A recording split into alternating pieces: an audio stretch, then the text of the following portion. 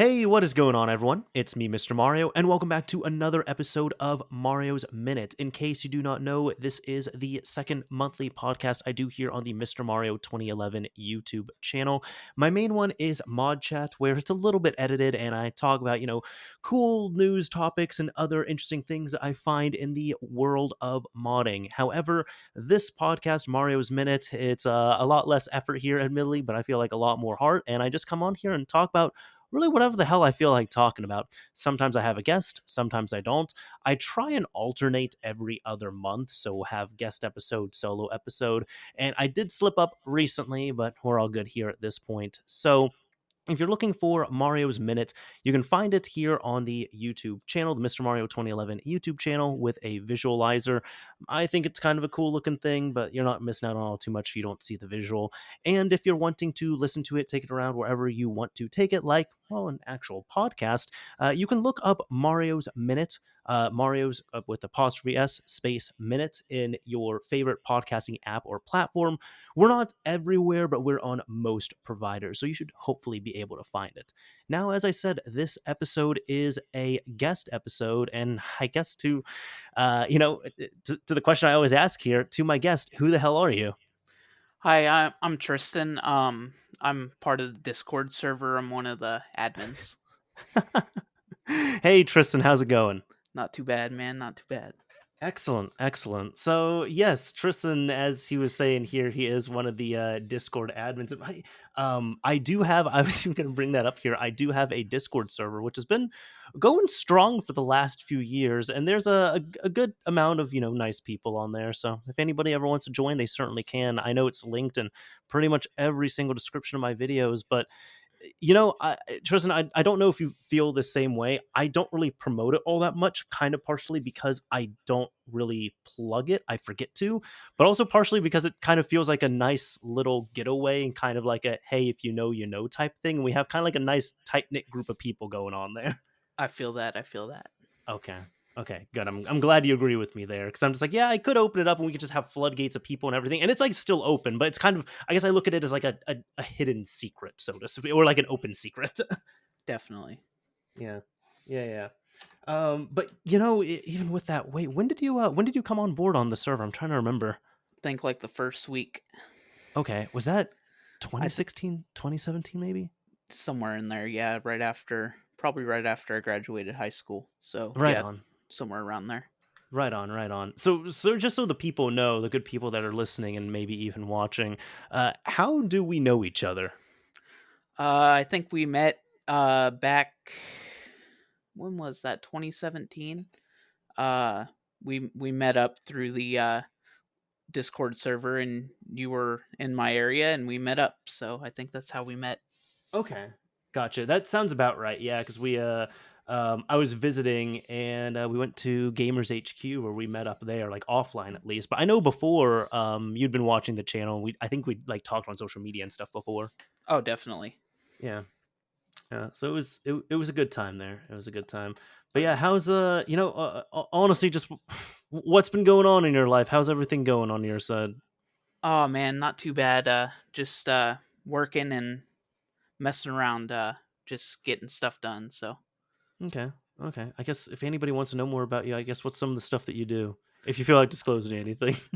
just like I work on electronics sometimes, and then listening to music, and that's basically that's the main thing. So, Okay. I mean, hey, those are both very valid, just satisfying things to do. definitely. Yeah. So, Tristan, I didn't share this with the folks on Discord because I wanted to share it on here, and I kind of wanted to, I guess, get your like live vocal reaction, and everything. I just want to know because I don't know off the top of your head, but how do you handle hot spice? Not too bad. Kind of just depends on what it is. Okay, I guess like what's your favorite stuff, or like what's your limit on there? Just so I know, just so I get an idea of this. I like buffalo hot wings, things like that is kind of where I go, and then anything above that I haven't really delved into too much. So Okay, Okay, okay. No, that's fair. That's fair. I'm one of those people personally. I love hot spice. I love spicy food as well too.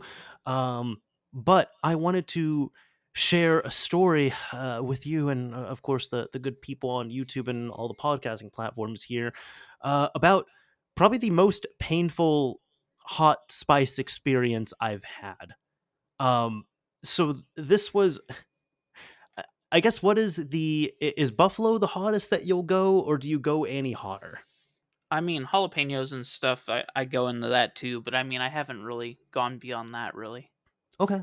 Okay, that's valid. And sometimes you might not even need to, and maybe you'll hear this and it's just I feel like I can handle stuff pretty well. Like I'm sure you've seen Hot Ones and like the whole like last dab thing they do at the end. Yes, yes. Yes. Yeah. That sauce is actually really good. And shout out to Devin or Paranoid Coder. He actually not last Christmas, but the Christmas before, I think 2019, he actually gave me a bottle of that. And there's times I do take a dab of it, and it's good. It is super hot. There's like three forms of pepper X in there, so that's what the three X's are for on it. But it's also hot enough that I can't just like glob it on everything, and I cannot eat it 2 days in a row. If I eat it 2 days in a row, my mouth will bleed. Oh man. Yeah, yeah, it's not good. So what happened was I went to a wing place like local to my area, and they have these wings there with like just the hottest sauce that you can get, and you can do a challenge of them, but I decided to not do it. I was with a friend who she can handle hot spice pretty damn well. She knows how I can handle it, but she was just like, hey, we should definitely try these because you handle hot stuff. And how do I say this? Dude, I only had a wing and a half, and I was in physical discomfort and pain. And it was about a 20 or 24-hour journey. Yeah, you're laughing right now. Oh man. Yeah. There was like they came out, right?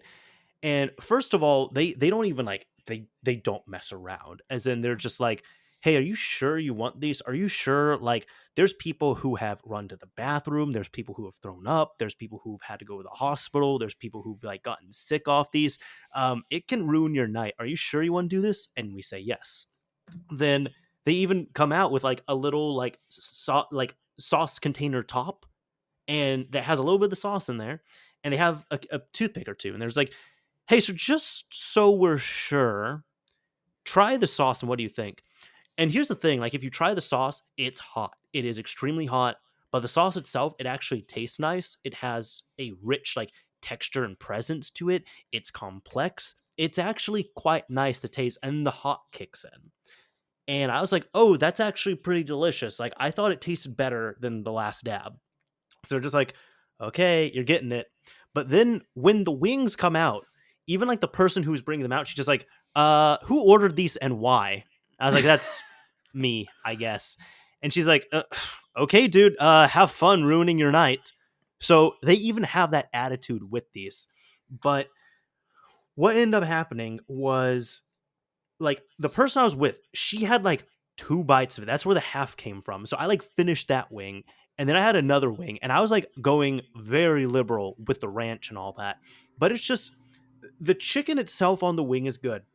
The spice, like not the spice, the sauce is extremely hot, but still good. But when you put them together, you just have these wings that are just infinite burning Oh my and god. pain. And every single exhale you take, it's like fire is coming out of your throat. Um, I started sweating. I had to blow my nose a whole bunch. There was not enough water that was available at hand, so I had to keep getting refills of water. Again, this is only a wing and a half. Then when like the physical effects were coming in, I was I was cold, and I was cold enough to the point where like I was physically shaking and my teeth were chattering. Oh man. Yeah. This is no it's not just like, oh, it's a hot food. It's like, no, it is a whole experience right there. Um then I was able to get through like I had four more wings. I boxed them up. I'm not eating those things. Um but I had enough other food there that it was able to kind of like encase the wing and a half that I had inside of my stomach. So for anybody wondering how the passing went, it was fine. Like that was okay. It was a little bit uncomfortable, but it was okay. Like there's nothing to really to write home about on there, thank goodness. Um, but what happened was I ate all this at maybe 7 at night, and I had come home kind of late. I went to sleep. I woke up at around 5 a.m. and I felt something that was like, I don't know if I'm about to have diarrhea or if I'm about to be super nauseous and throw up everywhere, but I need to go to a bathroom immediately. So I went, nothing happened. 10 minutes later, same thing happened. I went, nothing happened. Then I just kind of laid in bed, kind of sort of miserable. And my body was just giving off all of this heat. Like my entire body, the temperature just heated up to I guess, kind of toasty level. I didn't physically check my temperature, but I know I was hot. And then probably the worst experience with all of this was, Tristan, you wear glasses, right? Yes. How are you with contacts? The one time I tried to get contacts, sat there with the lady for 2 hours trying to put the contacts in. We were able to do it once. I took them home. I tried the next day and could never get them in, and then I never did them again. Really? I think we talked about that briefly, but was it just like your eye kept like closing and all that, or were you like getting it onto your eye and it just wouldn't stick? Yeah, it's the reflex. Okay, okay, and those reflexes be strong. Yep. So I understand that pain there. I think I told you when I went through my consultation, because for anyone who doesn't know, actually started wearing contacts in about October or so last year. But I had to sit through like a 2 hour consultation where they pretty much sit there. They're like, "Hey, we're gonna get the contacts into your eyes 3 times." I Was that kind of the same thing for you? Yeah, it was, but we only got it in there once, and then they were like, "Oh, here you go, have fun." Oh So, wow, that is for not good. for context, it was a Walmart. So, Oh, that's the mistake. You went to Walmart. yep. That's kind of, I get that same thing when like people are just like, what was going on? It's like they go to Walmart for like car repair stuff, or not car repair, but car maintenance, and then it's like bad quality. I'm just like, yeah, you went to Walmart. Or one of my friends, he went to Jiffy Lube and got his tires like rotated and stuff, and they messed that up. And I was like, yeah, your problem is you trusted Jiffy Lube for anything more than an oil change. And he was like, Oh yeah, but they should, it's just like rotation of tires. It should be easy. And I'm like, again, you trusted Jiffy Lube for something more than an oil change. yeah. Yeah, I feel like it's that same thing there. But so with contacts on there, I was wearing contacts that night, and you're not supposed to sleep with contacts. No. Now the thing is with the sauce on these wings, keep in mind I'm a clean person. I washed my hands many, many times at this point. Maybe by the time I was taking out my contacts, I had washed and sanitized my hands like 20 or 30 times. Just between everything. Um, there is like residual oil that buries itself into your fingers. Ooh. And you could feel it because if you like, let's say you scratch your shoulder will then start warming up and will like burn and tingle a little bit. And it was even I have like a little bit of a habit where like sometimes like the skin kind of like in a pocket between like where the tip of my finger is and like my nail is. Sometimes I'll like bite that a bit or something. And I kept getting like the hot sauce feeling, like the burning feeling from that. And I'll tell you, that did not disappear for like a day and a half or 2 days. Oh no. Yeah. So again, anywhere you go, like I talked with someone else who he experienced the same type of wings, and I think he went to the bathroom and he washed his hands before using the bathroom because he wanted to be smart, and that was good because he'd eaten the wings. And then he said, no, it burned when he peed. Like that's how bad this was. Oh man. Yeah, that did not happen to me. But what happened was I had to take out my contacts, and I start like opening up my eye, and like my skin is just like tingling and burning. And I had to put the fingers in my eyes to remove the contacts. And I'll tell you, my fingers were red, like I was no, my eyes were red, like I was super high. I was crying a little bit. I was screaming. I was cussing. It took me like 10 or 15 minutes to remove my contacts because even at one point, somehow I don't even know how, but I think I decided to go and get some gloves, like disposable gloves, and they were just too loose that I couldn't take the contact out, but I must have, because the next day I found my left contact in the kitchen. And I remember that because I couldn't I was like poking at my eye because I'm like, I'm pretty sure the contact is there, but I can't tell. But the right eye, I did remember physically removing that contact and taking it out. Um, so there was all that. And it was just not a pleasant experience at all. And again, that residual oil that keeps giving back to you, that didn't resolve itself until maybe like 2 days after I ate. Oh my gosh. Yeah. Yeah. So when I tell you it is a whole ass experience, it really is. And I can't recommend it at all. But of course, when I tell people about this, they're like, oh, we should totally do that. I'm like, no, don't do it. Oh jeez. Yeah. So that was my experience, man. That was like a week. Actually, it was exactly 1 week ago, and I don't recommend it at all. 0 out of 10. 0 out of 10. Yeah. I at least know to not do it at this point, and I can describe it in detail. And people have very much appreciated the story because they like hearing about others in pain. Oh yeah, definitely. Yeah. It's fine. It's fine. It's fine. um so not so much about me here, but I did want to kind of riff off you about this. But there's what have you thought of all the hardware here recently that we've been seeing, like the Switch OLED and the Steam Deck? I got the Steam Deck like within 2 minutes of it launching, so hopefully I'll get that here in December. The How Switch. Do what now? how good or bad was, like, how hard did the site crash on you when you were getting the Steam Deck? I think when I went to process payment, it crashed 5 or 6 times. I got lucky Nice. though because there were some people that the payment server didn't come back up fast enough, and it thought they were trying to buy a million things, so it blocked them. And then it Oh, took them like 3 or 4 hours to get it, so I got lucky, and that didn't happen. okay, gotcha. But Well, yeah, good luck. I think I tried to process it 5 or 6 times before it finally went through, so it did go through. Gotcha. Which model did you go with? The middle model, the 256.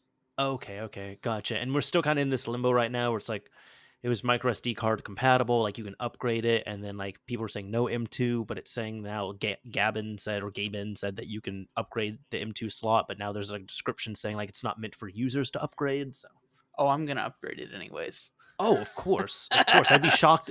I'd be shocked if you didn't. It's like that. That's gonna be a terabyte at least. Nice, yeah, because I mean, for 1 terabyte M2, I mean, how much are those running now? For that model, they're a little more expensive because they're tinier. Sure, Um, but I think 100, somewhere in there. that's not bad at all then. Yeah. Gotcha. Yeah, so I guess what convinced you to get the Steam Deck? I saw it. I was like, this looks awesome, and I ordered it. So that's what Okay. happened there. Okay. No, that's totally valid reasoning right there. No, Woody was like, "What is this?" And I looked at it, and I was like, we both need to order this like right away." Yeah, because didn't he, and shout out to Woody from the Discord as well, or Kanye East as he's currently going by. Yes. Yes. But how because I think he had a GDP win that he sold to you, right? Yeah, GPD Win. Yeah, I have GPD. his GPD Win one. Yeah, it's a little computer. Yeah, it's pretty nice. I use it for like just whatever whenever I need something real quick, and it's portable, so it's nice. Okay. Totally fair. I think with the Steam Deck, in all honesty, I was shocked that it was Valve that's doing it. Like when Yes. I first saw it up, I think when people were sharing it in Discord or on Twitter or even both, I was like, "Oh, this is like another company that is just making a portable Switch-like computer experience thing, and they're calling it the Steam Deck." And I was just shocked to find out it's like, no, it's like actually officially from Valve. Like you have to get it from Valve's site. Yeah, I thought at first when I first saw it, I was like, "Is this actually Valve? Is somebody gonna get sued here? Like, what's going on with this?"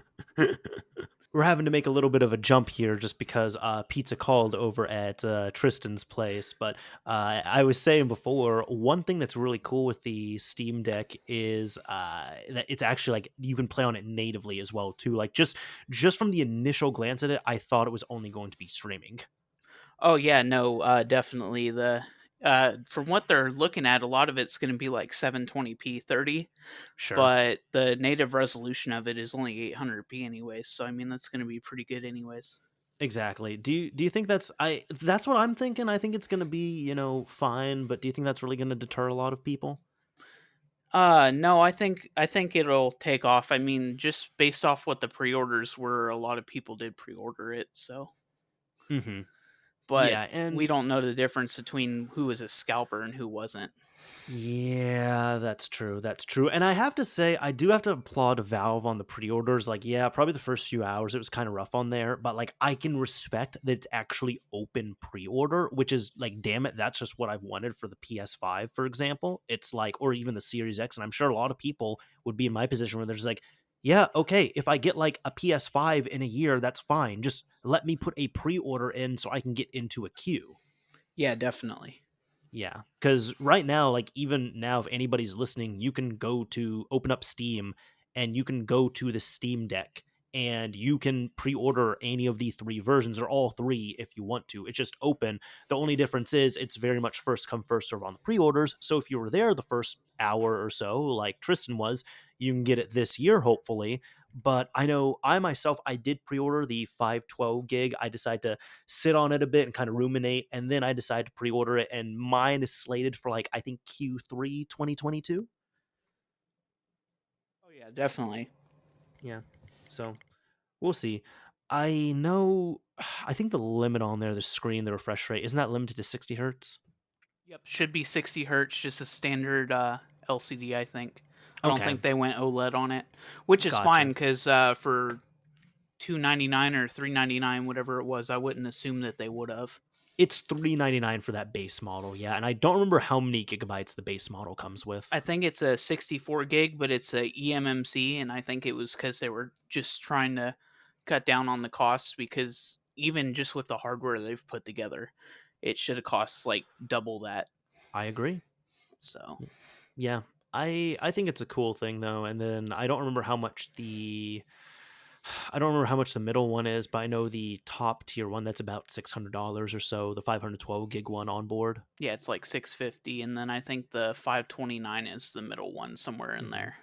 Gotcha. So let's say you get this thing in the mail tomorrow. Like, what are your plans for it? Just gonna see what it can run like on the device itself. And then actually my current build right now, I was Bitcoin mining for a little while on my 2070, Hmm. and it was in a big tower, and I ended up building like a little ITX build, and it sits in my bedroom hooked up to my 4K TV, so I don't really turn it on that often, but I was thinking maybe streaming from that. Okay, gotcha. Just like have all your games on there and use it as your game host, so to speak. Oh, definitely. Okay, gotcha. Because like Steam's, it's been a while since I used it, but like Steam's like in-home streaming and all that is actually pretty damn nice. Yes. Yeah. As long as you have, all your settings configured right and everything. By that I mean it's like if you're on your TV, turn on game mode and then you have to like have a good network connection, like internal network connection and such. Oh, definitely.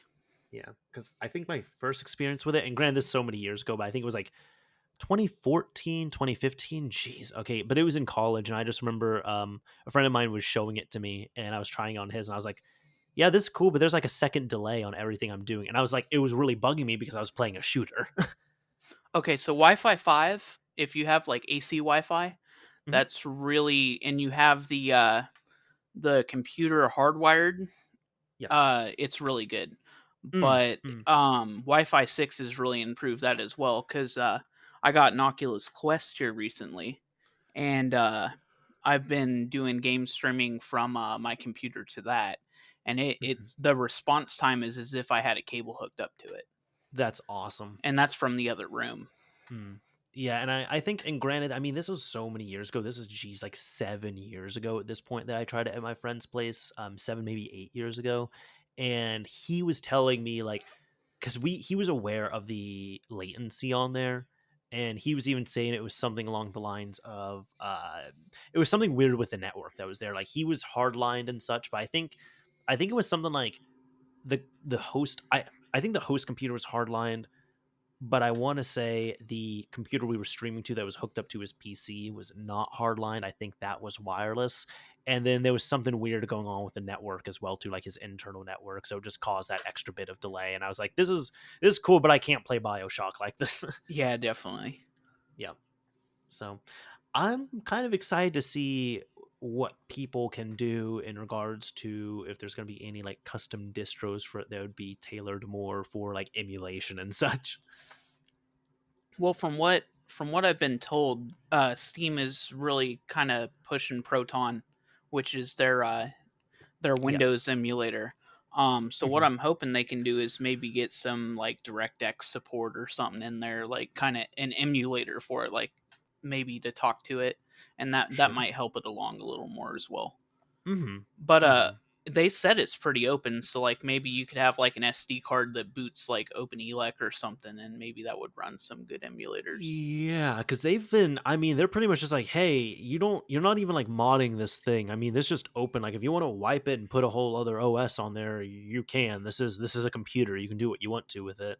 I think the only thing that is kind of iffy is again that M2 slot where it is there, but it's saying that they don't recommend like a user upgrade it. But I don't remember who, but I was talking with somebody who was worried, and they're like, "Yeah, I'm just worried that if I open it up, it can void my warranty." And I'm like, "Well, actually, because of right to repair passing, thank goodness, you cannot. That's not going to be a thing. Like you can open it up and put it in there. You're not going to void your warranty." Oh yeah, Yeah, no, as long as you don't physically damage the hardware, exactly. usually they'll honor your warranty. Hmm. Hmm. And even like when it comes to computer hardware, a lot of companies are more lenient on it. Like if you have a bad GPU, it's like you can even like open up the GPU, put a whole different cooler on there, like repaste it, which you should be doing if you're going to be doing that and all that stuff. And if the GPU is faulty, like you can just return it back to stock hardware and send it along, and they don't really care what you did to it. Yep, Just that's as what long I. as of course, you didn't like as long as they open it and they see that you did not cause damage to it yourself, it's fine. Yep, pretty much. Yeah. So I don't know. I'm looking forward to it now. Admittedly, it was kind of you all that all the excitement and everything. I was like, sure, let's get this. Let's see why not. Because it was $5 down, and I'm just looking at a thing of like, look, if I get it and like it, awesome, which I probably will. If I don't like it, then I can sell it or just throw it in the closet, whatever it is. Or if I just don't want it at all, I can always cancel and get my $5 back. Yep, exactly. Yeah. Should have ordered when we said so because now you're gonna have a wait. I don't really mind the wait though, but I do understand that. Yeah, I kind of just I think just with all like the PS5 stuff, like trying to consistently get one or even like the Series X and everything, I'm just so annoyed with going to a site at a specific time and just constantly F5ing and all that.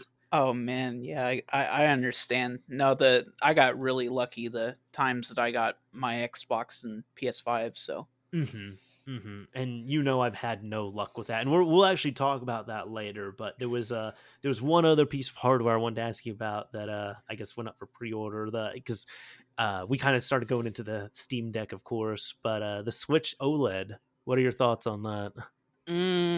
I don't know. I'm a little disappointed, but at the same time, the hype train was kind of a little high on that one. So, kind of understandable that they kind of let us down on that one.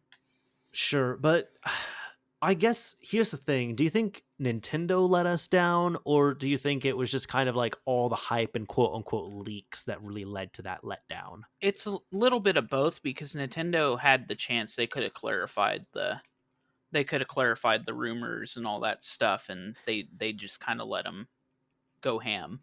I guess, yeah, but then again, the thing is too when you're and not I'm not just defending Nintendo, but when you're just a company like that, you don't want to answer everything. You know what I mean? That's true. Yeah. So For anybody who does not know, the Switch OLED model, it's going to be $350 as opposed to 300 USD.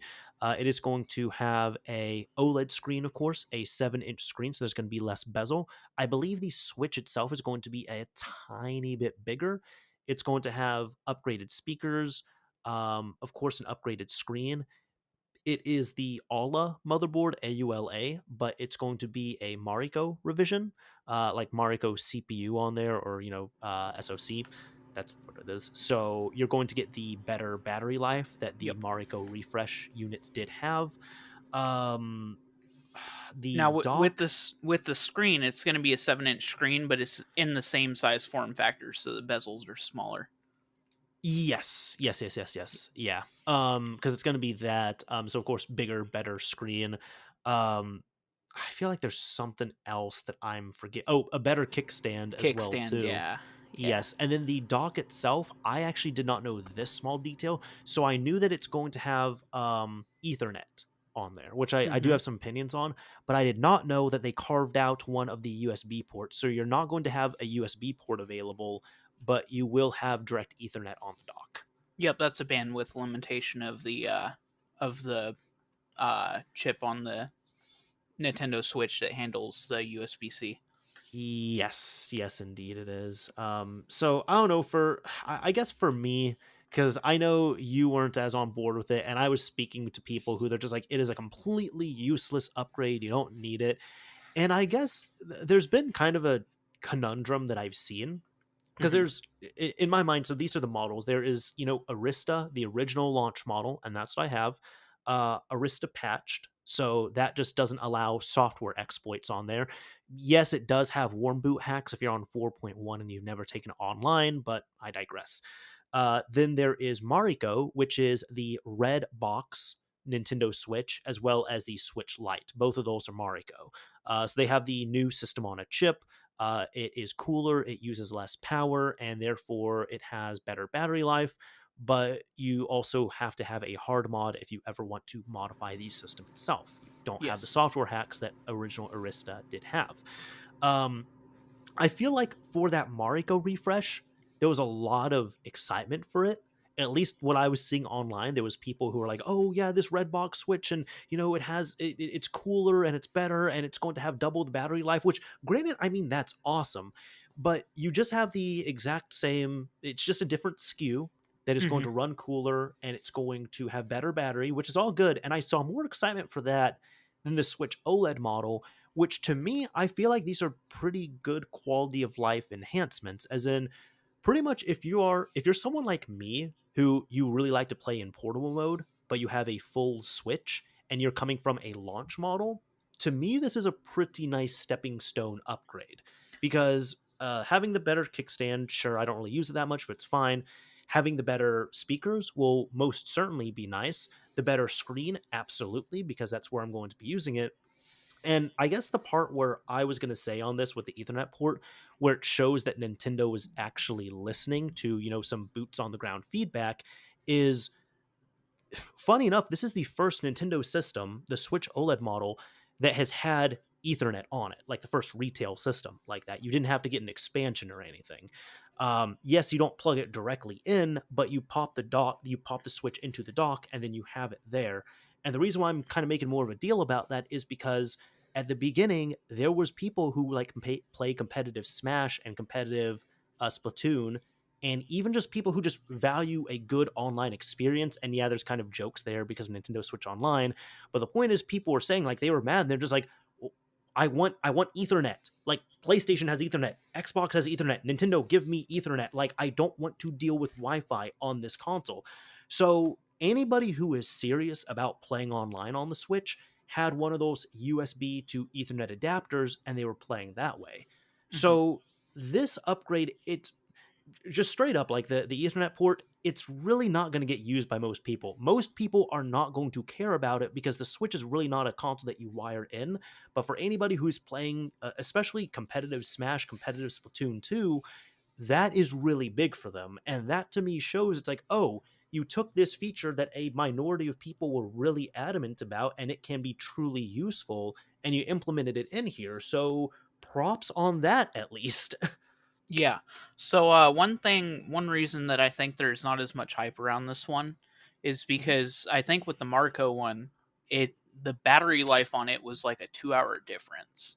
It was 2 to 4. It was pretty much double because I think the regular Switch, it could go for about 2 to 5 hours, and Mario can go for about 4 to 10. Yeah, because both of my Switches now die because around the time that they were releasing the revision, I decided that it was time for me to get into the Switch modding scene. So I wanted Mhm. to get a second Switch and mod that, and ended up going to my favorite place, Walmart, and Justin. I worked there at the time, I think, Sure. and so I went through all of them, and I was looking at like a serial number checker, and there was one in there that was one of the older models that I was pretty sure it was one of the older models, and I bought it, and sure enough it was. So I got lucky. Right on. Right on then. Yeah. I know that a lot of people are wanting the Pro model, which, like, to me this shows that I don't think we're going to get a Pro model Switch. We are 4 years into the Switch's life cycle. We have this, Yep. it's not a refresh, it's like a slim model. It's a redesign, really, kind of like the Xbox One to the Xbox One S, or the PS2 the PS2 Slim. It's just a different model of the Switch that's still going to be there. And those Pro models, I know Adam Korlick made a pretty good video about it, but those Pro models were never really expected. There's been, in the history of game consoles, there's been three true like pro models of systems, which has been the new 3DS, the PS4 Pro, and the Xbox One X.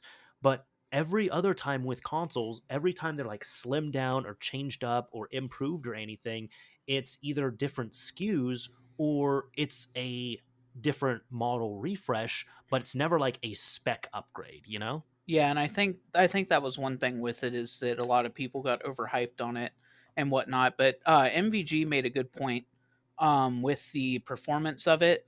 There are Mm-hmm. some games on the Switch that could have really used a little bit of a spec bump, like oh, what was it? There was like a Zelda game that Yeah, not Hyrule Warriors, but I know Age of Calamity. I think Age that's of it. Calamity. Yeah, that one definitely could have used a spec bump, but I think a lot of people were looking for, maybe they were thinking, well, Xbox and PlayStation did a mid-gen upgrade, maybe the Switch is going to do it, but I Mhm. think Nintendo has other plans. So And Nintendo kind of does their own thing. So I'm of the belief, I believe that the Switch Pro will just be the Switch 2.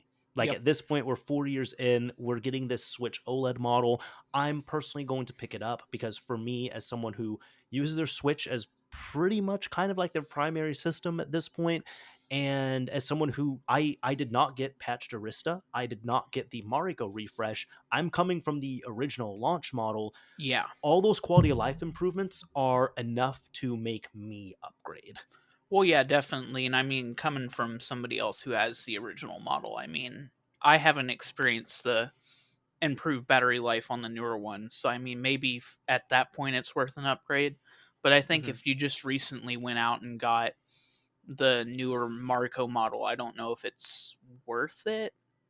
But I would agree with you, yeah, unless you're somebody who's constantly using it. And I know that there's some people who they're kind of just looking for a reason to upgrade as well. Because there was yes, several months ago, there was a podcast I was listening to, and one of the gentlemen on there, he was saying that he was planning on definitely getting like whatever Switch upgrade came out because his wife's Switch was just kind of toast. It was about to be done. And they're like, really? Wait, what do you mean? Is it about to break? They're like, no, no, no. It's just whenever she plays it, that fan kicks up to full speed and it's going to run. And I'm like, well, in my head, I was kind of like, well, dude, you can open the Switch, clean it, replace the thermal paste, put it back together. It will run like day one.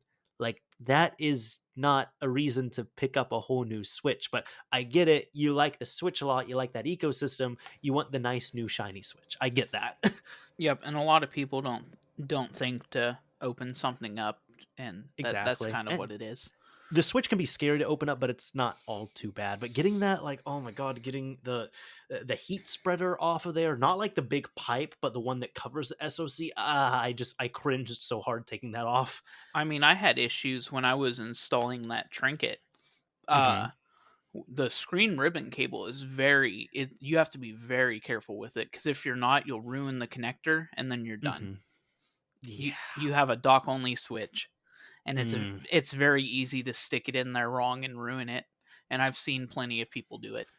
I know I personally haven't done any mods like that, but I know with the DS Lite, I want to say, when I was working at a game shop, our tech did not want to work on the DS Lites because the ribbon cable for the shoulder buttons was super, super sensitive and very easy to break. Yes. Yeah. So, because you're literally dealing with mobile hardware right there. Hmm. Yeah. Um, I'm thinking on there though. There was something else I was gonna say about the Switch OLED model, but no. I was just gonna say for the Switch Pro, and I remember even like all the rumors just kind of annoyed me with that because there was like all these rumors that were coming out, and I know MVG, shout out to him again, he did really good videos covering that, and he was kind of going over stuff. He's like, yeah, this doesn't make all too much sense, and I've personally, he's like I'm a registered Nintendo developer, and I haven't heard of anything. Now I'm not an internal one, but I haven't heard anything in regards to this, and we would have gotten some update of some kind in regards to like a new model or a new dev kit or whatever this might be here. um but even so, I know this was very much a thing of the just hype leakers, kind of just like, oh, well, listen to me, I got a trusted source versus the data miners. I loved that. And the data miners did come out on top because it was always Cyrus M, it was Hex Keys, and several other prolific people in the Switch modding community who work on important stuff like, I don't know, atmosphere custom firmware. They're looking at it and they're disassembling every single firmware update. And they're like, yep, there is evidence of an ALA model. There's no evidence of this new SoC that people are talking about, even if that was available. There's not really a way this could really work in the current Switch ecosystem. All software will pretty much have to be recompiled to work on this brand new SoC that is not backwards compatible. Like none of these leaks that are coming out like they don't make technical sense versus the reverse engineering and documentation that we have here.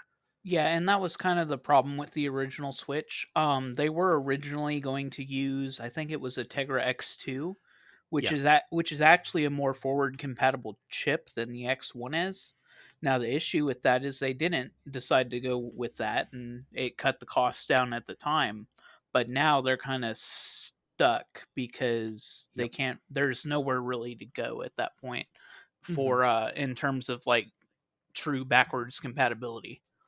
Hmm. So I'm thinking when the new model comes out, they're gonna find a way to maybe make it to where it can emulate it or something, but there's no true forward compatibility at that point. Yeah, I would hope so because it'd be just so disappointing to leave all that behind. Because I mean, I'm pretty invested in my Switch library now and the ecosystem. I really like it. So Oh, yeah, definitely. yeah. But I know even on there when people are talking about that Switch model, like the Switch Pro, again, I think the quote unquote Switch Pro is just going to be the Switch 2 or whatever the successor to the Switch is going to be. It's not going to be this Switch OLED model. The Switch OLED model was never designed to be a Switch Pro.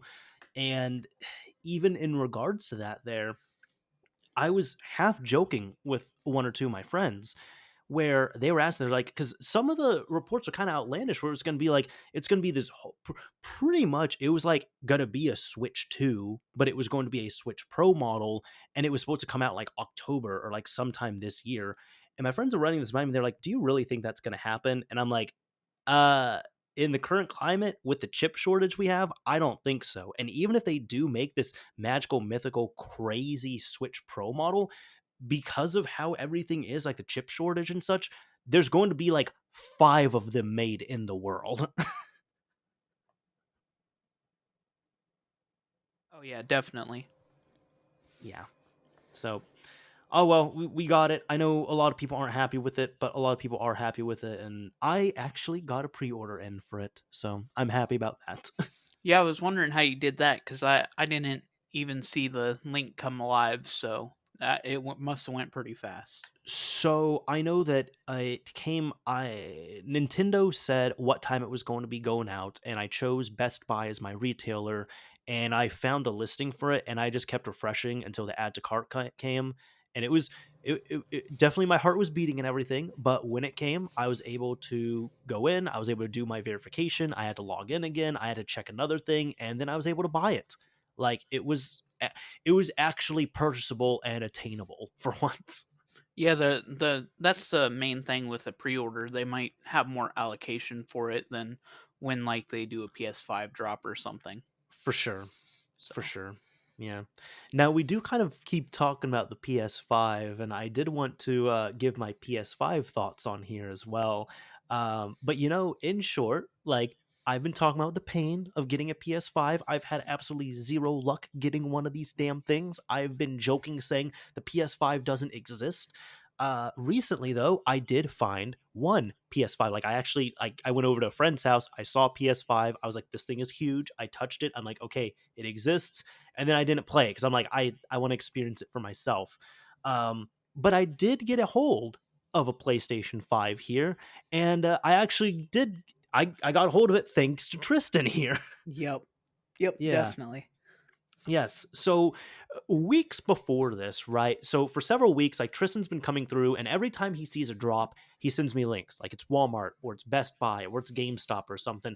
And like every time I go there, like the site is broken or I can't get through. And Tristan has had better luck than me. So even there's times I cannot get through, and he's like, "Oh, I have it in my cart. I have it in my cart. I'm able to get through."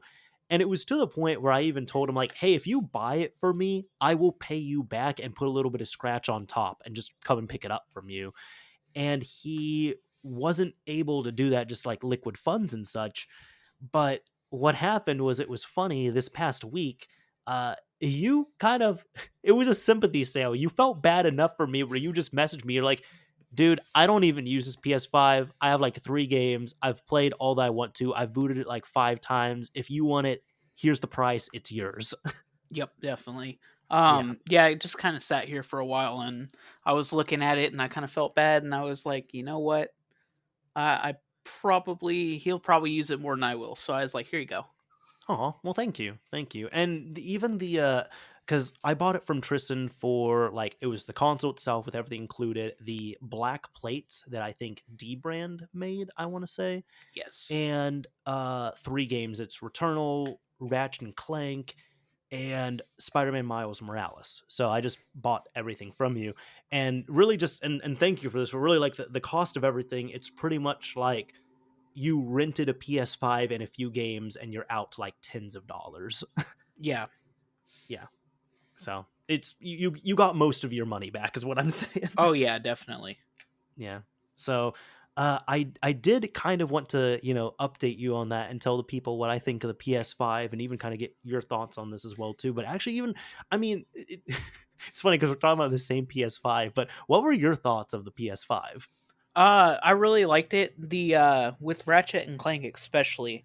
One thing they did with that game is the SSD in it is actually fast enough that Mm-hmm. they can when you pass through a rift in that game, it deloads all the assets except for the character and then instantly reloads the new assets all in real time.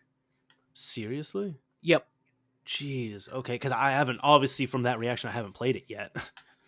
It's crazy. The first couple times I did it, I was like, "What is this witchcraft trickery?" Mm-hmm. as they would call it. So, I got you. I got you. Yeah. I mean, what else do you think of it? What else surprised you? I'm just wanting to hear your thoughts, kind of compare and contrast. kind of the what else surprised me is kind of with the PS4 games, the upscaling on that. A lot of them, even unoptimized, run a lot better on the PS5 than what I saw on the PS4 and the PS4 Pro. Mm-hmm. So that was something else. And then really, I mean, I a lot of people were saying that their PS5s ran super loud and sounded like jet engines. I didn't really have that issue. Okay.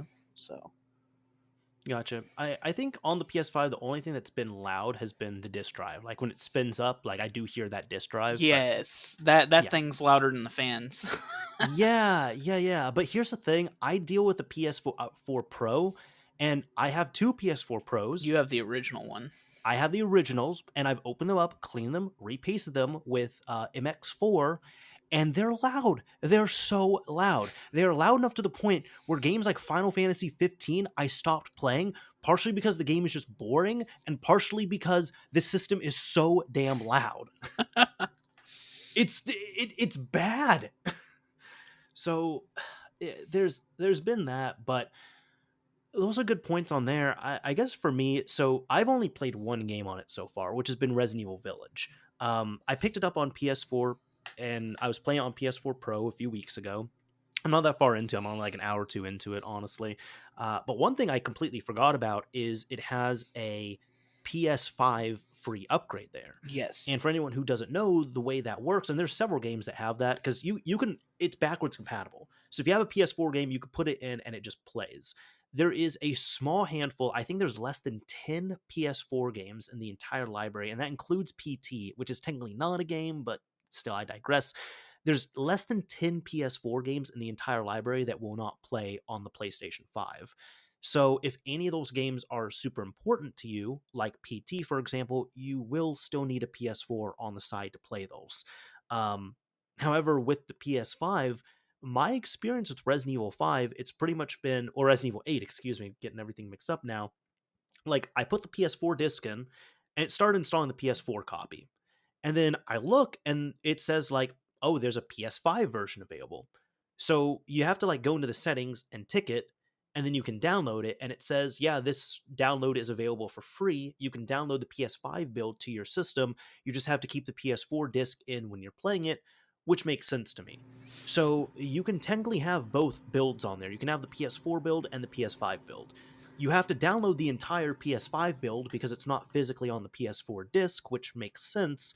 Uh, but then at that point, I also deleted the PS4 build because at that point I had no reason to run it. And that's one thing with what I liked about the Series X. You don't deal with all that. It automatically, when you at the time you go to download it, it automatically figures out what hardware you have and it downloads that version. And Which, that is, yeah, the yeah, PS5 is kind of weird in that that is regard. Yeah, that's absolutely correct. And I'll give, I don't own a Series S or a Series X, but I will give them that props there for Microsoft. Like, smart delivery would be so much nicer on the PS5 because at that point, yeah, again, you buy a game on your Xbox One, and if that is the latest build available, like the latest optimized build, you put it into your Series X and it will install that build. But if there's a Series X optimized version, it will download, either the, I guess I can ask you, if there's a Series X build of a Xbox One game like on disc, it does it download a patch that kind of just patches on top of the Xbox One build, or does it download a whole new build for the Series I X? think it patches it. I'm Okay. not 100% sure on that because I haven't played very many disc games because I think I played Village on the on the Xbox. Okay. So I had Village on disc and it I think it automatically just downloaded the Series X build. So Gotcha. So whole build there then. Okay, and that would make sense too. Or if there's a digital copy that you have on the Series S, you'll go there, you go to your library, or you purchase it, and it will download the Series S optimized version. But yeah, with the PS5 here, you have to do that whole rigmarole where it's like, I put in a PS4 disc, it can install the PS4 build just fine. But if there's a PS5 version available, you have to go out, you have to specify that download it, and then if you want to, you can delete the PS4 build because there's no reason for it, or you can just keep the PS4 build and play that one if you want to on PS5. That'd be good for like comparisons and such, I'm sure. But for me, where I just want to play the game and enjoy it, there's no physical reason for me to play the PS4 version on PS5 when there's a PS5 build for free for me. and that's how it is with most people. So Exactly. So there was that. And the save system, this is specifically with Resident Evil, but this was kind of annoying to me. So I have PlayStation Plus. I was playing on PS4 Pro. I was uploading my saves. So logically, I went to the PS5. I go to my saves. I download my Village save. I popped in, the disc. I play the PS5 build. Brand new game. Like, none of my settings carried over. Nothing. And I'm just like, what the hell? What's going on? So I had to look up PS4 to PS5 Resident Evil Village save transfer. And I found out that you have to boot up the PS4 copy of the game. You then have to boot up Resident Evil, and you go into the options on Resident Evil, and there's something called save data upload. And you upload your save data to Capcom servers. So you don't just upload onto PSN. If you want to do cross play, you have to upload the save data to Capcom servers. Then you exit out of the PS4 build. you have to then boot into the PS5 copy. You then go to options yet again, you download your save from Capcom servers, and then at that point you have, your crossplay and all that set up, and you can continue with your save. But I was just disappointed by that. I'm not sure if that's specifically Sony or if it's Capcom or if it's both, but I was kind of expecting a thing where you put in the disc and it will, the PS5 build plays, and when you boot it, it'll give you a message like, "Hey, we noticed that you have a save from the PS4 version of Resident Evil Village. Would you like to convert it to a PS5 save? Warning, when you do this, you can't convert back down," which I would have been okay with, but you just have to go through that extra step and process. See, and I think on the Xbox it does a lot of that on the back end, but I mean Yes. that's part of Microsoft's deal. But I did have that issue with Spider-Man. So I had the PS4 version of Spider-Man when I originally played it, and I went to pull my save down, and it does not work with the new version that came with Miles Morales. I heard that. Yeah, and The, there's no fix for it or anything. Not that I could see. I just started over at that point. That's disappointing. But Spider-Man's fun, so starting over wasn't horrible. Okay, gotcha. Yeah, because I still need to start Spider-Man. So now I have Spider-Man and I have Miles Morales. But yeah, on there. So funny enough, it's sounding like that if you just want just general good quality of life stuff, the Xbox might have nailed it more this time around out the gate than the PlayStation. I think they'll come around. I think so. Well, especially even now, I'm talking about such a temporary measure. Like, I'm talking about, a PS4 game, putting it in there, there's a free PS5 upgrade. But in like 3 years, when let's say Resident Evil 9 comes out, I don't think they're going to make Resident Evil 9 for PS4 and Xbox One. It's going to be PS5 and Xbox Series. So we're not even going to have this. You're just going to buy your game, you're going to put the disc in, install it, and just play it. Yep. Yeah. So this is temporary for the first year or two that these systems are out. I just thought of this with the shortages and with how many people cannot get these new systems, they might have to even extend that out a little bit more, just because it's like there's people like me who, if you didn't come around, and thank you so much, but if you didn't come around with your offer, I would not be able to play on a PS5. Yeah, and that's one thing. From what I've been told, a lot of the shortages were because they ramped down during COVID. And then Correct. one issue with that is that orders are still coming in. So Hmm. I think right now there one or two of the companies are in the process of making new foundries. But the issue is that'll be 2022, 2023 because it takes a long time to do that. Yep. So Yep. Yep. It certainly does. I know I'm not sure what thoughts you had on the UI, but it's not that I hate it, but I'm not in love with it. And I see the upgrades that they're doing to the whole user interface and stuff, but it's just a little. I'm not super crazy about the new menu system and everything on the PS5. it was a little off-putting. Um, Mhm. it's smooth and it runs great. It's Oh, it's just super smooth. Yeah. they changed like where the settings and stuff are, like different things, and Yep. it would threw me off a little bit. Hmm. Yeah, because it's like I personally I love the XMB or the cross media bar, so that's what you see on the PSX, like the PS2 DVR. You see it on the PSP, on the PlayStation 3, PlayStation 4. It's just the PlayStation 4 felt like a natural evolution of the XMB. I guess what I told a friend today was I said the PlayStation 5 feels like they were like, well, we can't stick to the same thing. We have to upgrade this, and we have to do like a giant overhaul. And we don't really want to, but we're kind of being forced to do so. So a lot of the upgrades don't really seem. I guess the menu system to me, it doesn't feel like a natural progression. It feels like it was just a forced upgrade. Yeah, a little bit. Yeah. Not to say that it's bad. I just have to learn it a bit more, but it doesn't feel as intuitive as what I felt with the previous Sony consoles. Yep. I think you'll get used to it. Oh, of course. It's just kind of off-putting. Sure. Because I've even heard, I even said I'm like, it feels like they kind of like took the PS4 UI, forced a big giant overhaul, and then took like bits of the like of the Xbox UI that I don't really like around like the home button and all that stuff. And I've even heard when I've complained about the Xbox UI, people have said, "Oh, it's not bad. It's actually way better. You just need to, yes, it's more complex, but you just need to navigate it, and then once you can navigate, it's good." I'm like, no, that doesn't really make it better. That just means that you got used to it. That was one thing. It did take me an hour or two to figure out. Like there was some function that I was trying to do, and it ended Mhm. up that it was under that you have to hold the home button to get to it. I think it was putting the system to sleep mode. I couldn't figure it out. Yes. And then I Yeah, was because like, is this like the Xbox? And I held the button down and there it was there. yes, yeah, yeah, because if you just tap the PlayStation button, it doesn't take you to home, but if you hold it down, it brings up like a little nav bar at the bottom where you have like notifications, friends list, your power settings are all the way to the right, and then you go there and you can put into rest mode and all that. Yeah, it's just too many steps.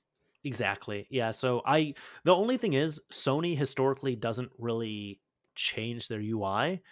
So we're kind of just stuck with this. And I think we're going to get little tiny updates here and there and maybe one or two additional settings, but no, this is how it is. So if you don't like it and you're not going to grow to like it, you're never going to grow to like it is what I'm saying. It's not like Xbox where over its lifetime it's going to change the UI like 8 times. Nope, you're stuck with what you got. Yep. Yep. There's been that, but I don't want to just talk about like the negatives of that. Like the actual positives have been I did not realize how much of an upgrade the game was, like, because I've been playing Village, how much of an upgrade really even that SSD was until I have a PS4 Pro with a SSD installed. And it is a very nice upgrade for the PS4 Pro, but I'm also not going to be, ignorant to this. I know that it's not nearly on the level of the PS5, Definitely just with not. how that SSD was designed. So I didn't realize how big it was until like I put in Resident Evil on the PS5. I noticed my save wasn't there, and I didn't have the PS4 build installed, and I didn't have the patience. So I turned off the PS5. I go to the PS4 Pro, turn it on, put in the disc, and like you boot up the game, you wait like 2 minutes or so, then you get to the main menu, and then 2 minutes, that's an exaggeration, but still it's like a minute or two. You get to the main menu, you upload your save, and then you're done. You take out the disc, you turn off the PS4. I go back to the PS5, I put in the disc, I turned on Resident Evil. 3 seconds, in 3 seconds, I was at the menu and I just screamed. I'm like, what the fuck? This took me 3 seconds to get here. Yeah. No, it's definitely well, it's two things. One, the architecture is newer, and then Yeah. the other thing is the games are now being optimized to run on SSD. So Yes. here in a few years, how some people are hooking up hard drives, and that's one reason why on the Xbox and the PlayStation you can't load PS5 or Series X games onto a hard drive because the Yep. games are built with the SSD in mind. That is correct. Yes. Yeah. So, And that was actually that is one thing I'm excited for because the storage does make a difference. And even last generation, I was excited about that because, of course, like seventh generation, the PS3 had games that had partial installs, but you play them off the disc. The Xbox 360, near the end, it had games that required partial installs, but you still could play them off the disc. And some of them would even like Halo 3, Titanfall, they'd use the hard drive for caching in a specific way. Uh, but I was a big proponent. Like I was excited when the Xbox 360 allowed disk installs because I was like, I put less wear on my drive. The system is going to be quieter. The games are going to be more optimized. And I was always a big proponent of that. I'm like, no, guys, when you first get a game, put it in your disk drive, install it, spend 10 or 15 minutes installing it, and you don't have to worry about it again after that. You're going to have a much better experience. So when 8th generation came along and they forced installs, because any game you play on the Xbox One or the PlayStation 4, you put it in and the game is going to install and it will copy the game disk like data from the disk to the hard drive. It's not going to be immediate, but over time it will do that. And I was a big supporter of that. I'm like, no, that's what needs to happen because that way, also developers are building this game to run off of a hard drive, which is going to be better and faster than running off of a disk. And they don't have to take account for some disk users and some hard drive users, which I really liked there. So now, even with that, you had this big mix and coagulation of, uh, you know, different hard drives, decaying hard drives. Now you have SSDs in there. Are people installing? What's going on? Trim versus not trim. But with the PS5, you have one SSD. I don't like that it's soldered in, by the way. I don't like that because of repairability issues. But the point is, everyone has the same SSD.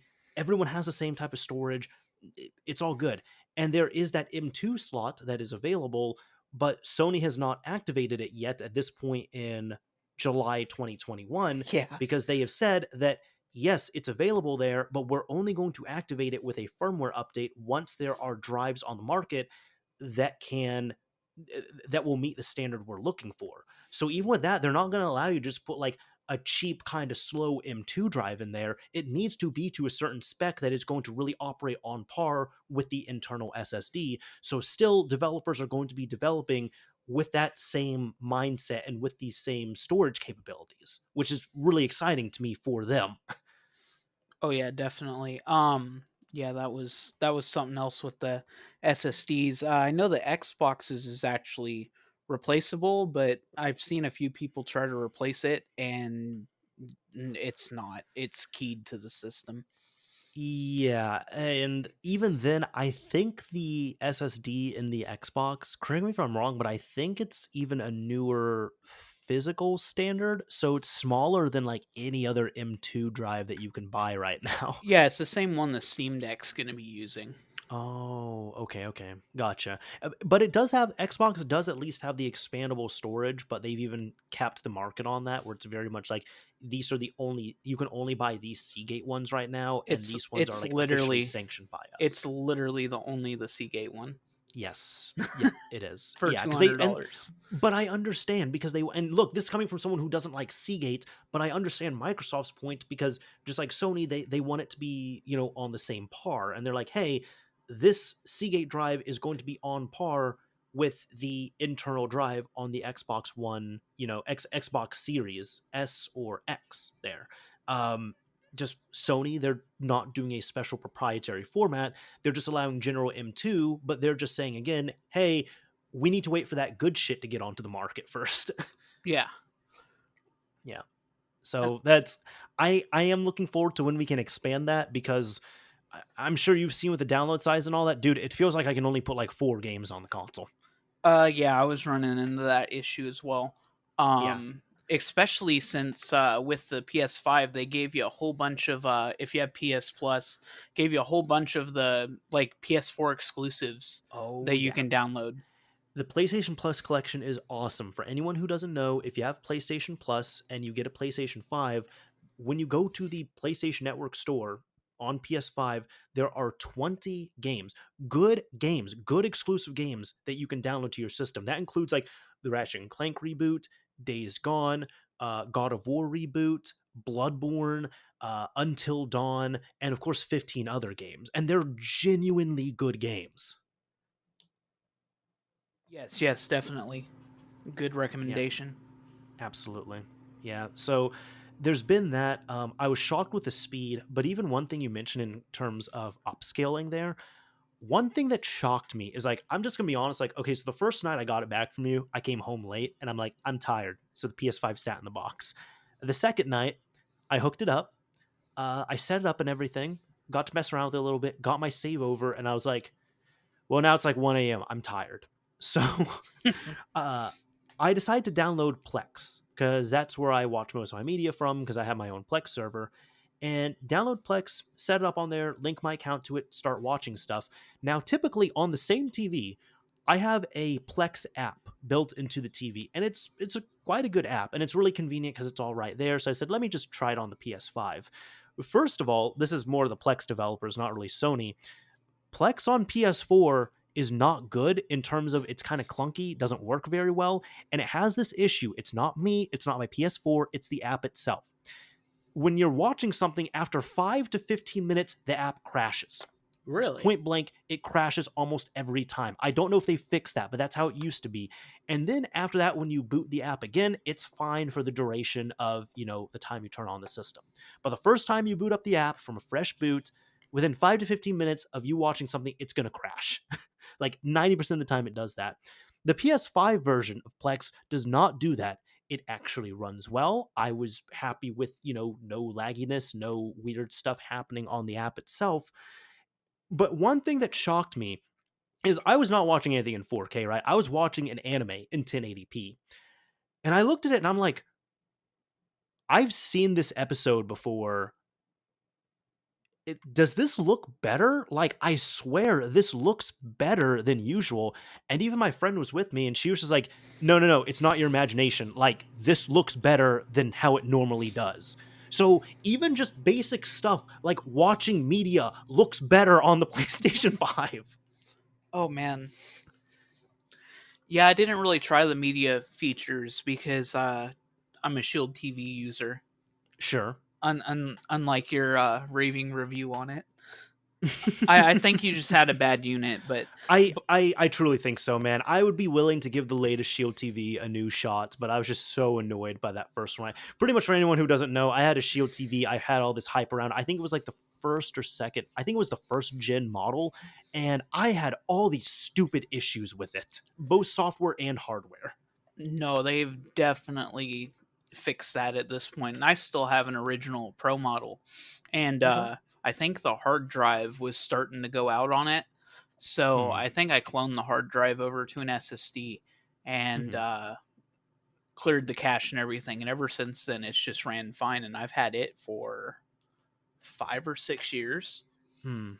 And that's why a lot of people didn't like my video, because they're just like, it was pretty much like, oh well, you just got a bad model, you're running into all these other issues and stuff, and I'm just like, well, these are all valid issues. Like, this is going to get into a whole Shield thing, but it's like, look, when I have to install like another Android OS on here, or other Android build, or when like every other update something else breaks but fixes something that was broken before, like, this is not just my imagination, these are hardware and software issues that are happening with my unit.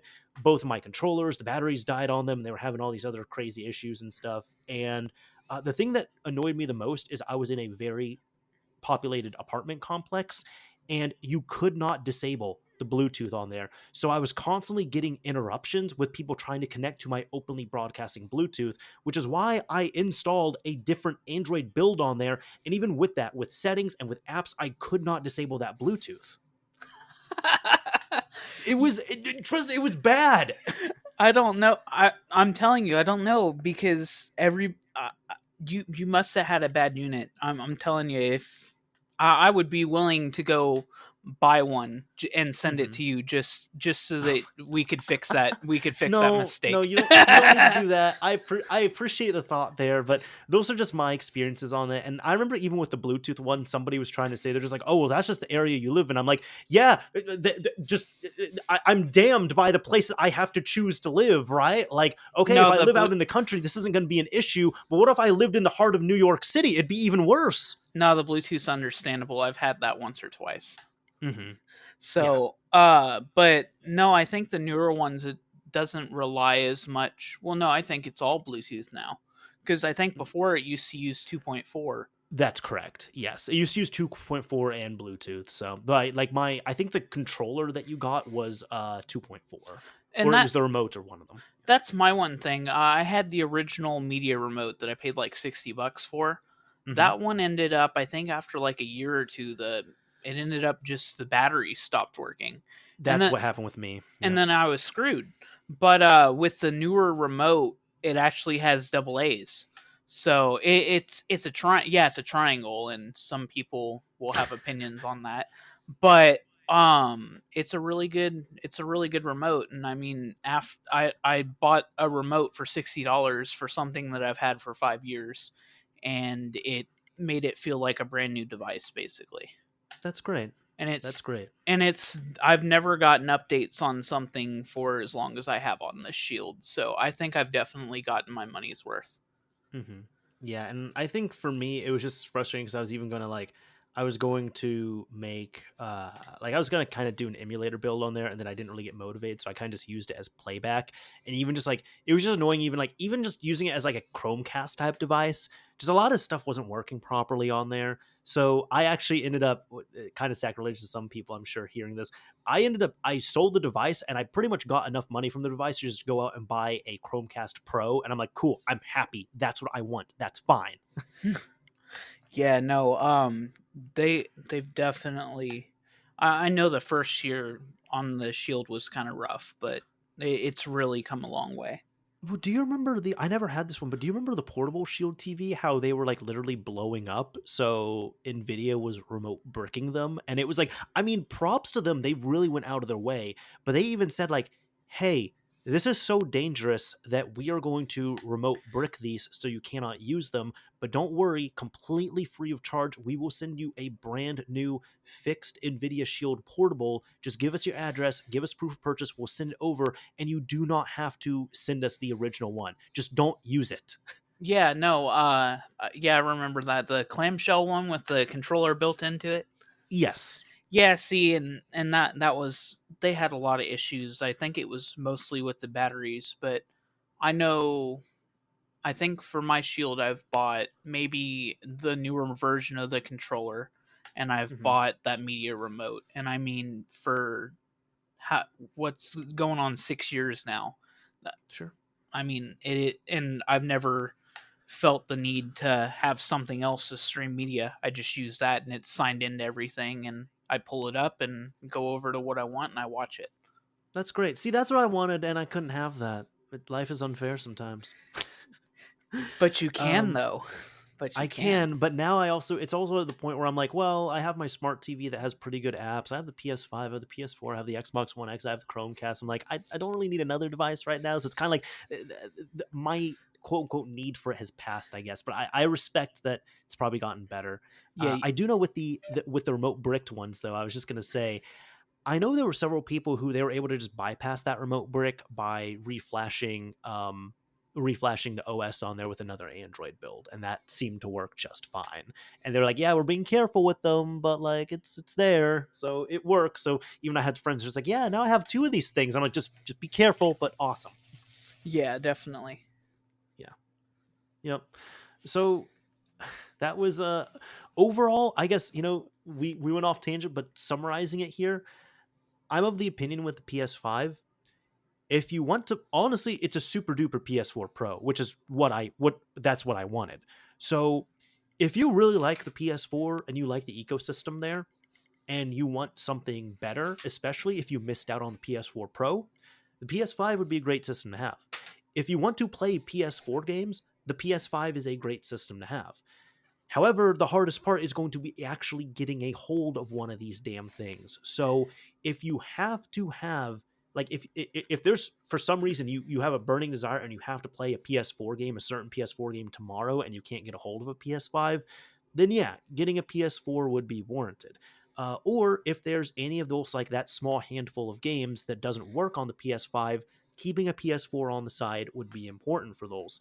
But granted, if you can get a hold of a PS5 reasonably in a decent manner, if you're wanting to play a bunch of PS4 games, the PS5 is a great system to have right now. Definitely. Yeah. So plenty of stuff to play. If you can find one. If you can find, that's the hardest part, man. That is the hardest part. Yeah. So kind of just wrapping this up here because we've been speaking about games, of course, but Tristan, I'm just want to know what games are you currently playing? Um I haven't really been playing much lately. I've kind of been busy with work and other stuff, but Okay. I know Ratchet and Clank was what I was playing previously, and that was amazing. Okay. And Gotcha. I've then heard nothing but good things about it. yeah, no, definitely it's a trip. Hmm. And then this Oculus Quest 2 is gonna be what I'm gonna start playing here. I just got it yesterday. It's pretty cool. Hmm. So Gotcha. Yeah. In regards to even like, I guess what I've been playing, there's only like two, I guess technically three games. I'm still on my Ring Fit type shit. Monday through Friday, trying to do that every day, trying to. I need to get Typically, I into might. that. Oh, dude, it is great. I can't. I mean, I've been singing its praises on the podcast for how long at this point. Like, I cannot recommend that game enough. If you have a Switch and you need to get moving, and that game will kick your ass. So it's no joke. Yeah, no, the few times I've played it, it's wiped me out, and that's kind of, I need to pick it back up. Yeah, that's the hardest thing. And but you can set a reminder to play it, so your Switch kind of just like buzzes annoyingly 3 times, and then you can play it, which is nice. But I don't know. I've told people, I'm just like, yeah, if it's not kicking your ass, then you either haven't played it long enough, or you're not playing it on a high enough difficulty, or both. Definitely. Yeah, but it's funny because there's been like there, there was a time recently, like I had a friend over and like they had come over and I was like in the middle of doing Ring Fit, so I was just trying to finish it up. And they're like, "Oh, okay, let me do this with you." So they were like doing it alongside me, and I had been going at this for like 10, 15 minutes. They were next to me. After like 4 minutes, they tapped out because they're like, "Oh my!" And I'm like, "Yeah, no, this is not. This looks like a cutesy, silly game, but physically, it's no joke." No, definitely. Yeah, so I've still been playing that. I'm finishing up. I know this is a visual novel I talked about last month, but I'm finishing up Spirit Hunter NG.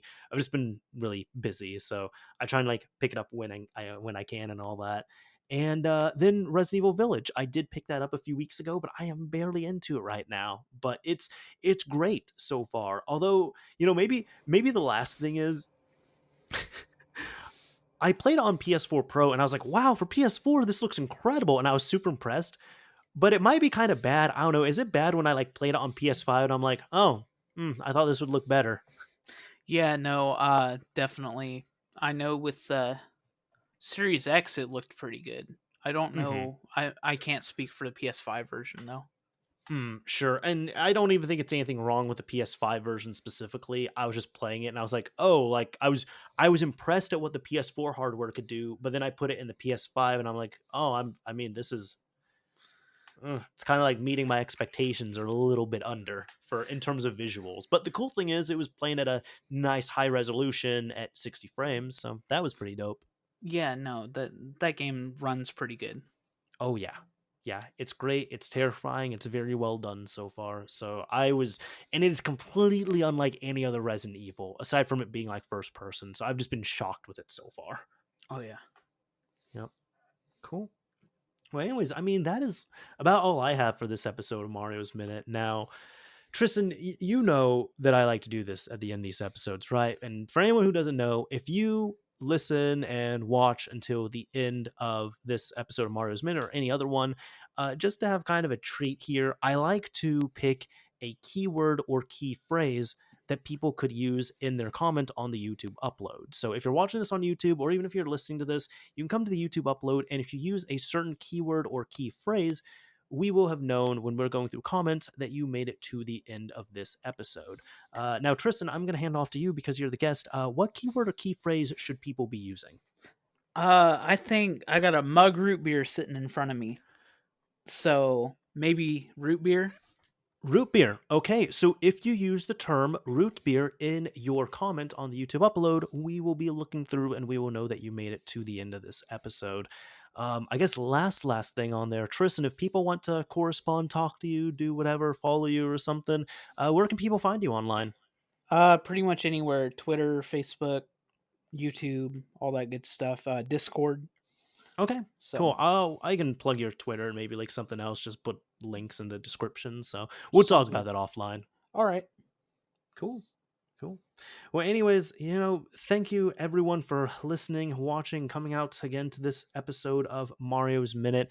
It's absolutely appreciated. And Tristan, thank you for spending some time chatting me up here and having some fun. This is a fun time. Oh yeah, definitely. It's been a pleasure. For sure. For sure. Yeah. Anyways, this is Mr. Mario signing off. Thank you for listening and watching, everyone. And until next time.